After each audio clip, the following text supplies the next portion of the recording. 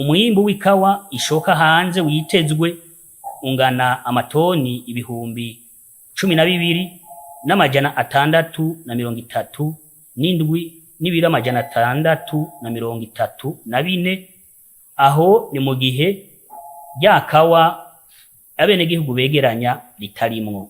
Ikawa imaze kudandazwa gushika igenekerezo rya 22 Myandagaro 2024 ingana n'amatoni 910 n'ibiro 467.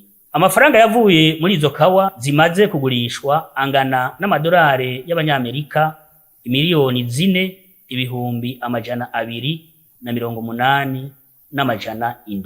4,288,778.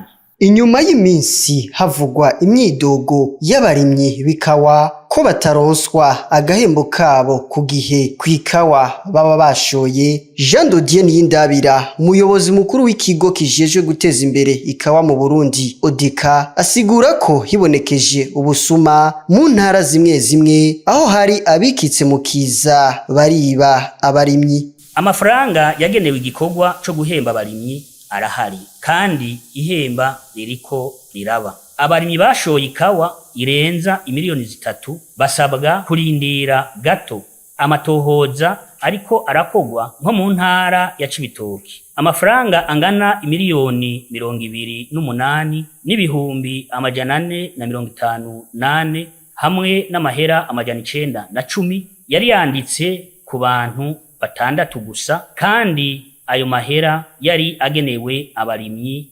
818. Mu ntara ya Ngozi amafaranga angana imiliyoni 730 n'amajana 920 hamwe n'amahera 725 bazanye impapuro zo guhembera ko igice ca mbere yari yanditswe ku bantu 27 gusa, ariko mu by'ukuri yaragenewe abarimyi 2,918.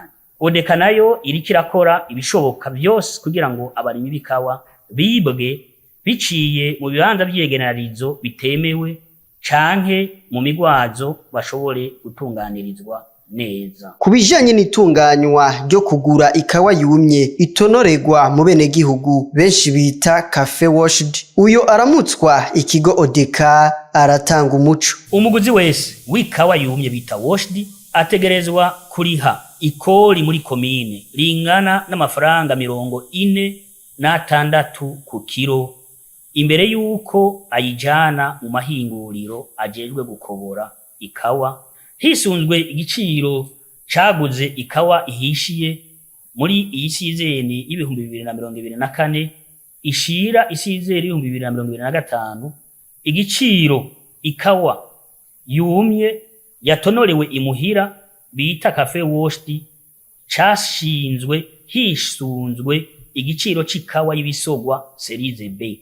Kubw'ibyo igiciro cibanze ku kilo c'ikawa yumye washed kizogurwa amafaranga 3,500 ku kilo. Igiterwa c'ikawa cashitse mu Burundi mu gihe c'ubukoroni hari mu mwaka w'1920 gushika mu 1990. Igiterwa c'ikawa cari gitunze abarundi bagera ku bice 40% kikaza kwisonga mu bishogwa hanze.